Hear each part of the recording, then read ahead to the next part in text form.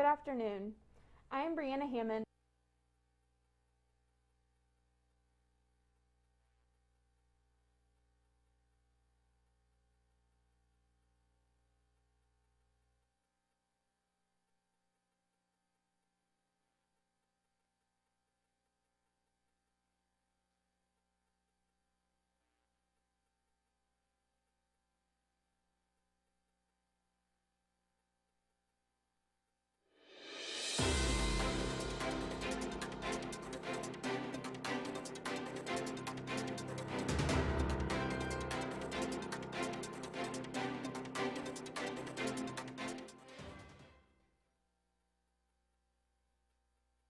To this edition of Newsline 14, I'm Stephen Graby.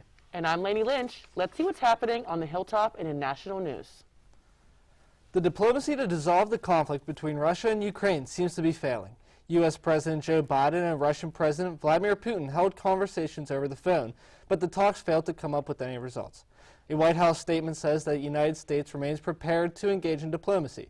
Both of the leaders agreed to continue the dialogue, and Secretary of State Antony Blinken discussed a headway with Russian Foreign Minister Sergei Lavrov against the Western nation's propaganda campaign. Russia claims the U.S. is trying to provoke aggression against Ukraine. They also discussed NATO's response to Moscow's proposal on the security guarantees. Both calls came hours after the White House said that Russia could carry out an invasion into Ukraine any day now. Washington's warning intensified weeks of tensions between Russia and the West. Vaccines for children under the age of 5 were expected to be available earlier this year. However, the Pfizer trial was not effective. This means that another trial period is required, and the result of that trial will not be available until March or April. As of now, vaccines for children between the ages of 2 and 4 are expected to be available around May, while children 6 to 24 months old might have to wait until fall of this year. In-depth clinical trials are required to ensure the effectiveness and safety of the young children. Until a vaccine is available, experts suggest the best way to protect younger children against the virus is for all eligible individuals to receive the vaccine. For days, protesters have blocked travel and trade between America and Canada, but police have taken matters into their own hands. A Canadian judge ordered for the protesters to disperse or face arrest.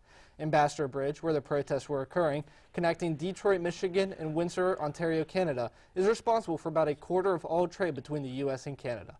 The protests have hindered business and trade for both countries, causing the auto industry to scale back production.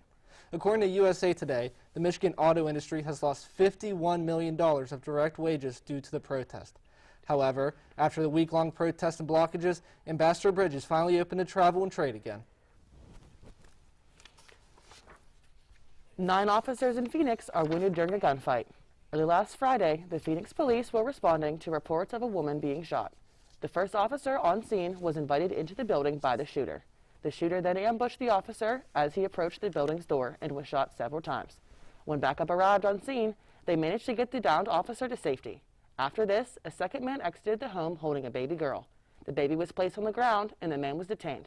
As officers attempted to secure the baby, the suspect shot 4 more officers and another 4 were hit by bullet shrapnel. The officers returned fire and the suspect barricaded himself in the home. The scene was secured and the suspect was found dead inside the home with a wounded female inside the building as well. No names have been released as of yet. A fire threatening homes in California's Laguna Beach is causing hundreds of families to leave their homes. The fire reportedly started breaking out at 4 in the morning. There are mandatory evacuations in place for Emerald Bay. North of Pacific Highway, hundreds of firefighters have been racing to the scene, and multiple heli-attack crews circled over the fire in the air to defend the homes in the valley. The fire ignited in the midst of record-high winter temperatures and powerful winds. East of Los Angeles, the Sycamore fire caused damage to hundreds of homes. Orange County Fire Chief Brian Fennessy says, "We no longer have a fire season, we have a fire year." Apple released the Apple AirTags last year with the idea that they would help you to not lose items. However, it quickly turned into a concern. Since they've been released, there have been security and privacy problems. Many people were being tracked and stalked by someone putting the AirTags on someone's belongings. People who didn't have them would get notification that a device was connected and an AirTag was moving with you, and all personal information would be sent to the person who was stalking them. Apple had addressed the issue and had updated their privacy. For more information, visit www.apple.com. Stay tuned to hear what's happening on the hilltop. Find out who's earned the Dean's List. And find out WLU's Food Pantry grant. We'll be right back here on Newsline 14.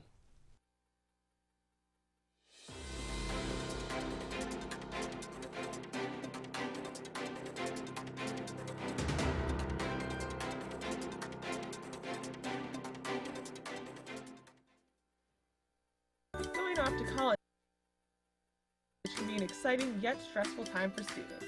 It's great to know you can bring all your knowledge to college. There's one thing you should know before you leave that some people forget. Microwave safety is something everyone should know.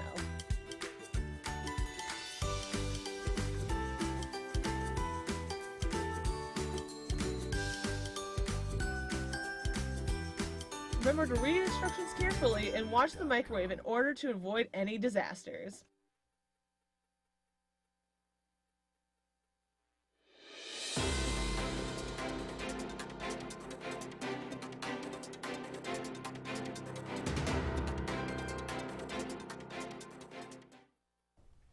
Welcome back to Newsline 14. Here's the campus news update.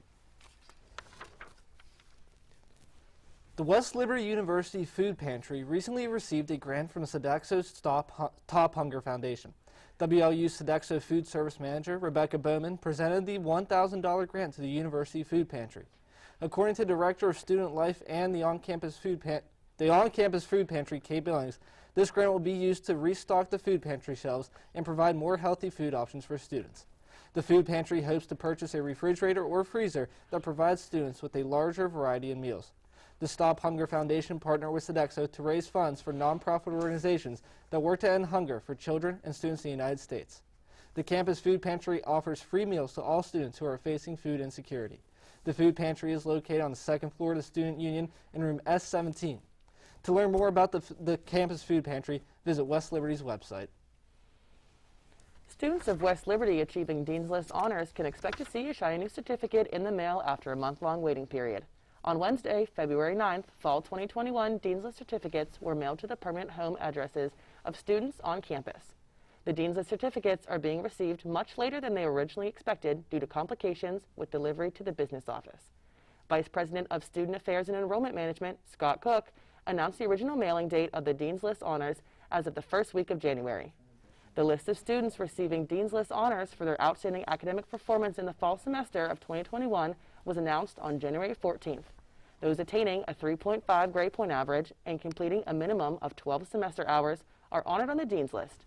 To find this list of students receiving Dean's List honors, visit westliberty.edu/news.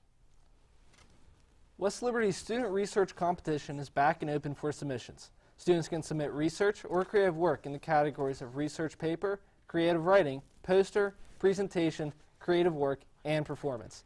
This is the first year RECAP is opening a category for creative works of art. In the past, MadFest was the only media art and design competition for WLU students. But after changing their rules to only accept high school student submissions, RECAP is now taking the place of this category for college students interested in submitting their work. RECAP is open to all graduate and undergraduate students attending WLU submissions. To RECAP must be turned in by midnight on Friday, March 4th. The award ceremony for all first-place winners and high-scoring submissions will be held in person on Wednesday, April 20th at 3 p.m. in College Hall. A virtual option will be available to those interested. For more information on what is required before submission, visit westliberty.edu/recap. If you come from one of the many artistic walks of life, ranging from traditional and digital to audio and video, then you have an awesome event to look forward to. This year's annual MadFest is looking to gather talent from many different walks of artistic life to give awards in 4 different categories. Whether you've only ever used a pen on paper or have experience in all of the given fields, you can send in some of your work to have it compete against fellow classmates and win possible prizes such as gift cards or scholarships. This serves as a great opportunity for someone to have their work critiqued by industry professionals to see what experts have to say about your work. For more information, make sure to check out westliberty.edu/MadFest. The deadline to enter is March 17th. Random Acts of Kindness Week will take place from February 13th to February 19th. On this Thursday, February the 17th, West Liberty University will be celebrating Random Acts of Kindness Day here on campus.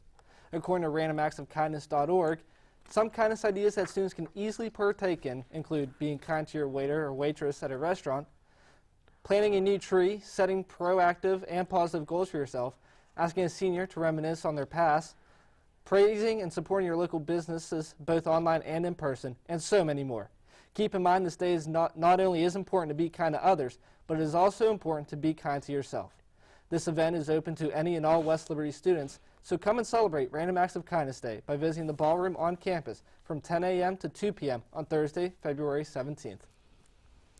The Creative Arts Therapy program now offers Open Studio Nights.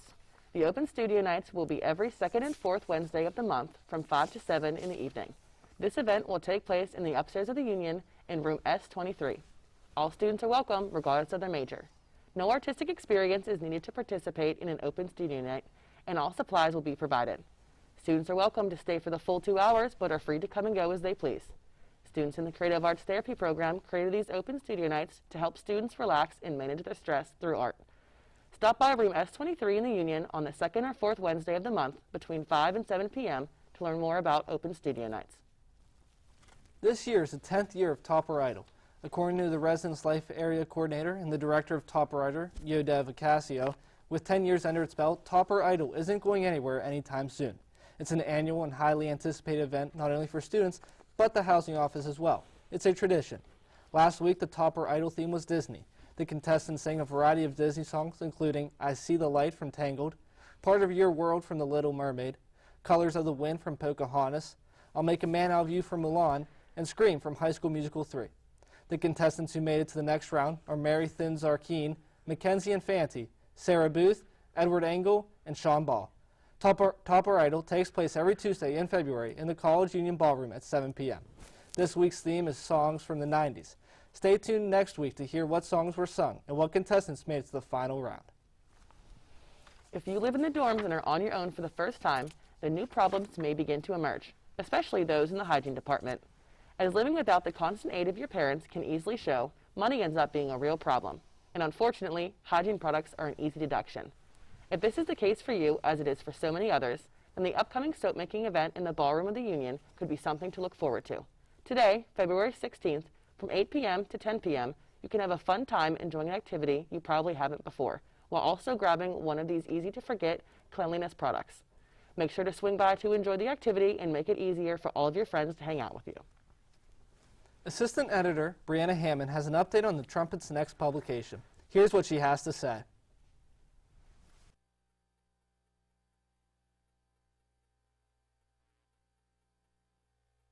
Good afternoon. I am Brianna Hammond, Assistant Editor of the student-run newspaper, The Trumpet. Issue 14 publishes tomorrow. Here is a preview of what you can find.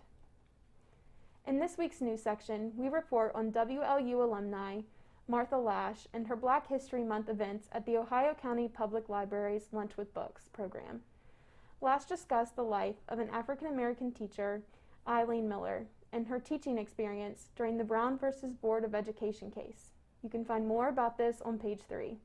If you flip the page, you will find WLU's newly appointed Interim Diversity, Equity, and Inclusions Leader, Dr. Monique L. Akasi. Before joining the Hilltop, Akasi gained experience as an administrator, researcher, and education consultant at Howard and George Washington University in Washington, D.C. More on page 4. Next up, on page 5, the WLU Regional Science and Engineering Fair is back. After years of postponing due to COVID-19, the 63rd event was held at the WLU Highlands Event Center for elementary and high school students. Read more on page 5. Ending the news section this week, Creative Art Therapy Program promotes growing need for services due to traumatic experiences associated with COVID-19. Starting on page 7 of the Culture section is a Black History Month overview of events and celebrations you can find on campus.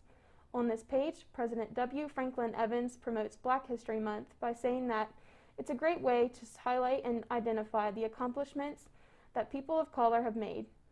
Read more on page 7. Next, RECAP is back and accepting submissions from all WLU graduate and undergraduate students. RECAP now accepts creative works of art and digital media in place of MadFest, changing their focus to high school submissions. All submissions for RECAP are due on March 4th by 11:55 p.m. On the next page, we cover MadFest, WLU's art and media design competition for high school students in West Virginia, Ohio, and Pennsylvania. All submissions for MadFest are due March 7th. For more information on submission requirements for both Recap and MadFest, check out pages 8 and 9. Ending the culture section on page 10 is a graphic of the WLU dance team performance at Topper Idol and a photo page dedicated to RA Appreciation Day. Starting out our opinion section on page 11 is a list of money-saving tips. For more information on how to have fun without going broke, check out page 11. Ending the opinion section on page 12, a debate between students and professors on what they prefer best, digital reading versus paper. Check out what some of the students and professors had to say on page 12. To catch up on all things Hilltopper sports, check out our sports section. This week's sports update starts on page 13 with a recap of WLU women's basketball team and their victorious win against Charleston in hard-fought matchup to the #1 team in the nation, Glenville State College. More on page 13. On page 14, men and women's track and field traveled to Kent State University in Ohio for Doug Raymond National Qualifier Meet. The two-day event ended on a high after several new personal and school records were set. To read about the records broken over last weekend's track and field team, check out page 14. On page 15, Hilltopper baseball starts out the season with 4-game series against Union University Bulldogs in Jackson, Tennessee. Ending the season opener with 4 losses, the Toppers hope to turn it around at their next game on February 23rd against Malone University in another 4-game series. Ending the sports section, the acrobatics and tumbling team is slotted as 7th in the nation as they prepare to take on West Virginia Wesleyan on February 17th for their anticipated season opener. That concludes the Trumpet's updates for this week. To read the Trumpet, issue 14, visit thetrumpetwlu.org. See you next Wednesday for more updates. I am Brianna Hammond, reporting for Newsline 14 on Topper Station. Stay tuned to hear about West Liberty's women's track and field athletes breaking multiple MEC records, along with other sports updates. We'll be right back after this break.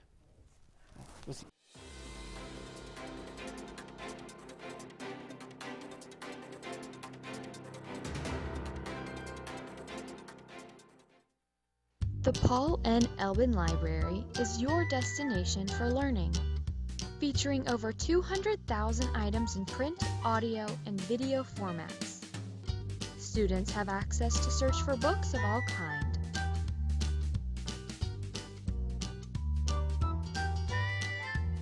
Our state-of-the-art egg chairs give the user an immersive experience. We offer both Macs and Dells for your convenience. Please be sure to follow all signs. Our hours are Monday through Thursday 8 to 11, Fridays 8 to 4, Saturdays are closed, Sundays 5 to 11. Our friendly staff will assist in finding the right study material for you, whether it's a physical copy or on the school's database. The Paul N. Elbin Library at West Liberty University. Please call 304-336-8261. Please, not the trash. Take me along. I can be repurposed. Just give me another chance.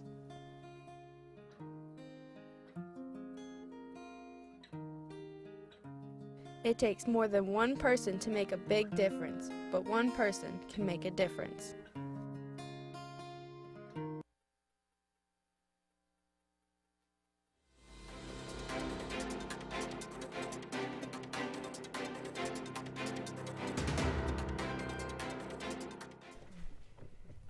Welcome back to this edition of Newsline 14. I'm Annalise Murphy. And I'm Sean McClurg. Let's see what's happening on the Hilltop in sports. Super Bowl 56 certainly kept the viewers on the edge of their seats. The Los Angeles Rams played the Cincinnati Bengals last Sunday, February 13th, and were able to achieve their goal of winning their second Super Bowl in franchise history. The Rams were led by quarterback Matt Stafford. Even though the Bengals fell short in their first Super Bowl appearance in nearly 30 years, the team didn't go down without a fight. The Bengals were led by quarterback Joe Burrow. Starting off, the Rams got out to an early 13-3 lead. The Bengals battled back and went into halftime down 13-10.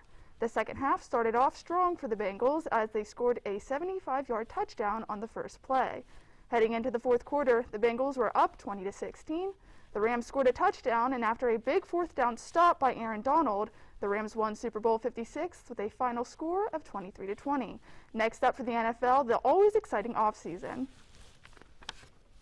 The Pittsburgh Penguins took over on their dreaded rivals, the Philadelphia Flyers, last night at PPG Paints Arena. In what was a night for the history books, the Pens rallied back from a 2-goal deficit to win 5-4 in overtime. While Chris Letang scored the game-winning goal, the star of the night was Sidney Crosby, who scored his 500th career goal. He is the 47th player in NHL history to score 500 goals in a career, and only the second player in Penguins history to do so, the other being Hall of Fame center Mario Lemieux. This win gives the Penguins 70 points, which is good for first in the Metropolitan Division. Their next game is tonight at 7 when they travel to Toronto, Canada to take on the Maple Leafs. The Hilltopper baseball team kick-started their season last weekend against Union University. In their first weekend series of the year, the Hilltoppers fell to the Union Bulldogs. Starting off strong in the first few innings of Friday's doubleheader, the Hilltoppers were leading 2-0. However, after multiple big hits, the Bulldogs battled back, putting a total of 17 on the board to put the Hilltoppers out of reach of the first game. Union kept the momentum going as the Bulldogs racked up a total of 13 runs against the Hilltoppers to take Game 2. West Liberty fought back against the Bulldogs in the doubleheader Saturday, but the Bulldogs broke away both games with the scores being 8-6 and 5-2. West Liberty baseball looks to get back on the right track as they travel to Malone University to take on the Pioneers next Tuesday and Wednesday. West Liberty's women's track team set an additional records during their Kent State meet. On Friday, February 11th, the men and women's track team headed to Kent State University for the Mountain East Conference's Indoor Championships. The two stars from the meet were Hannah Kemp and Haley Carrion, who both set new school records. What is especially impressive is that the records they beat were their own. Kemp cut nearly 10 seconds off of her record indoor mile time, attaining the 4th fastest indoor mile by an MEC woman this spring. Carrion also broke her own record, finishing the 200-meter sprint at just 26.64 seconds. This was among the MEC's top 10 this spring. Other stars from this meet were Aubrey Story, who cleared 1.55 meters in the high jump, which is the 3rd best in the MEC this spring. Olivia Combe reached a height of 9 feet, 11.75 inches in the pole vault, while both Olivia Miller and Mackenzie Ryan ranked in the top 5 for the pole vault event.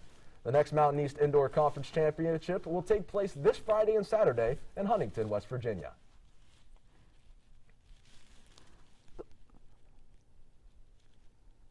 The West Liberty men's basketball team added 2 more wins to their record this past week. On Wednesday, February 9th, the Hilltoppers took on the Glenville State College Pioneers in the ASRC, winning with a final score of 102-70. The Hilltoppers then traveled to Concorn University on Saturday, February 12th, and won with a score of 107-86. The men's team improved to a record of 22 wins and 2 losses so far on the season. The Hilltoppers will be in the ASRC tonight to take on Frostburg State University at 7:30 in the evening. They then will travel to Fairmont State University on Saturday, February 19th, and are set to take action at 4 in the evening. The NBA All-Star teams were recently announced last Thursday, with team captains LeBron James and Kevin Durant picking players out of a pool of selected starters and reserves from each conference. Both LeBron and Durant were selected as captains for the 2nd year in a row, and Durant also received 1 extra pick due to his injury, forcing him to sit out the All-Star game. Milwaukee Bucks forward Giannis Antetokounmpo was selected first by LeBron, while 76ers center Joel Embiid was Durant's first choice. James Harden, who was traded from Kevin Durant's team that same day, was the final player to be drafted when his now former teammate passed on him, automatically giving him to Team LeBron. Both teams square off in Cleveland, Ohio for the NBA All-Star Game on February 20th on TNT. It has been 70 days since the MLB has declared a lockout, after Commissioner Rob Manfred and Major League Baseball made its latest proposal to the Players Association on Saturday. One thing became extremely clear. Any hope of spring training games starting on time has all but vanished. Additionally, the start of opening day is in possible jeopardy. Lawyers from both sides met at MLB's Midtown headquarters, where the league made its latest proposal to the players regarding a new collective bargaining agreement, and ended up leaving the union unimpressed. The MLB imposed lockdown, which started in December, will continue on. As time continues, it begins getting closer and closer to the same time that pitchers and catchers would normally report to spring training. Athletes, coaches, and fans still continue to wait and see what the MLB has to offer at the next scheduled meeting. The Wheeling Nailers had another multi-game week. The Nailers started off the week this past Wednesday in Kalamazoo. The Nailers defeated the Wings 4-1. Then the Nailers returned home to West Banco Arena to take on the Atlanta Gladiators. This was the first home game against the Gladiators since 2013. With the game going into overtime, they went away with the victory 3-2. On Saturday, the Nailers played the Fort Wayne Comets, a team they had not played since before Thanksgiving. Again, this game went to overtime and they came away with a victory 4-3. 3 out of the last 4 games the Nailers have played have now gone to overtime, and they now sit at second place in the Central Division of the ECHL. On Saturday, February 19th, the Nailers will travel to Reading to take on the Royals at 4 in the afternoon. And that's it for the sports update this week. I know I'm ready to hear about these warmer temperatures from Caitlin. Stay with Newsline 14 on Topper Station. The 5-day forecast is coming up next, right after the break.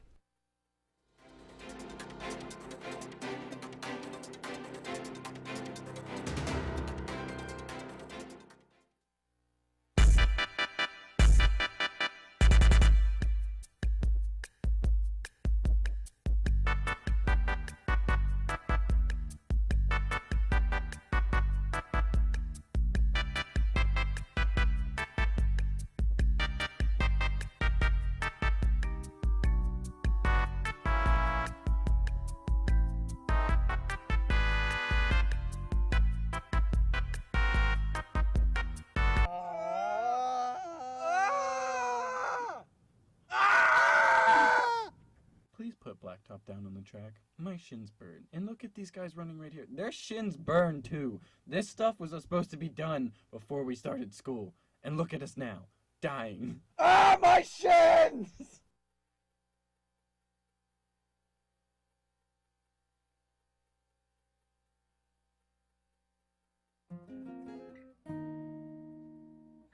Please, not the trash. Take me along. I can be repurposed. Just give me another chance.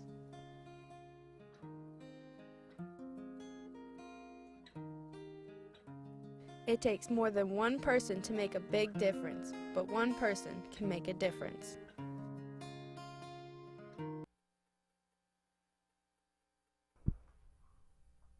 Welcome back to Newsline 14. I'm Caitlin Reynolds, and this is your weather report. The weather is slowly rising as the temperature right now is 60 degrees, with clouds peeking through the sun, the highest it has ever been in a very long time. As it drifts back into the afternoon, it will be 62 degrees with minimum clouds, and the low for the evening will be 51 degrees with clouds. The wind speed will be 16 miles per hour, and the wind gust is 30 miles per hour. Now that's all for the current weather. On the hilltop, let's breeze to the current temperatures of the U.S. Now grab your sunglasses, California, because you are running about 67 degrees with no clouds, and the lowest temperature for the day is 41 degrees. Speaking of the cold, Utah is running 39 degrees with snow flurries, with the lowest only being 24 degrees. Texas currently has the warmest weather with 69 degrees with the rain showers, and the lowest being 38. Moving towards north of Utah, Montana's high is 61 degrees with rain, and the low is sadly 22 degrees. In Florida, it is sunny with the temperatures reaching 78 degrees, and the low is 62. Going north to Vermont, it is only reaching 42 degrees with the low being 40 degrees. It's currently 60 degrees in the Ohio Valley. We'll be right back. The 5-day forecast is coming up next.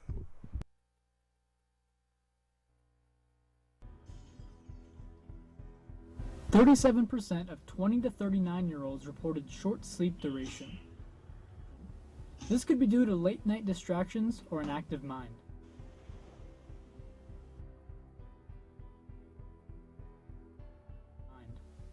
Being deprived of sleep can have an effect on your academic performance and can make you fall behind. So set a schedule and stick to it. You need sleep.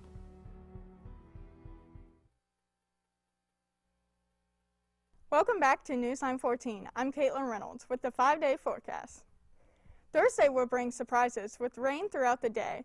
The temperatures will be 64 degrees with the lowest being 51 degrees.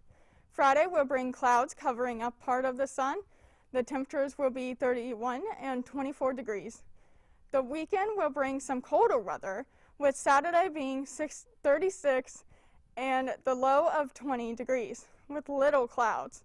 We will get warmer weather on Sunday. It will be a high of 52 and a low of 37 degrees. Starting off the week, it will be partly cloudy with a high of 59 degrees and the low being 47 degrees. Thank you for watching this edition of Newsline 14. I'm Stephen Gravy. And I'm Lainey Lynch. Be sure to tune in next Wednesday at 2 p.m. Thank you for watching Newsline 14 on Topper Station.